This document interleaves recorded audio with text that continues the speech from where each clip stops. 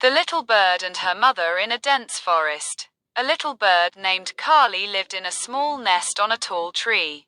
She was very playful and mischievous. Her mother, a wise bird, often warned her about the dangers of the outside world.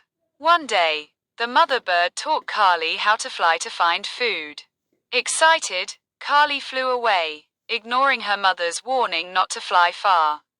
She arrived at a beautiful garden with flowers and butterflies and happily followed them, forgetting everything else. Soon, Kali realized that she was lost and began to cry. An old owl saw her and asked why she was sad. Kali explained her situation. The owl comforted her, used its sharp eyes to find her nest, and showed her the way home. When Kali returned, her mother was waiting anxiously. Kali quickly hugged her, apologized, and promised to always listen to her from now on. His mother hugged him and reminded him that listening to elders is always for his own good. From that day on, Kali became a wise bird and never ignored his mother's advice again. He learned his lesson well.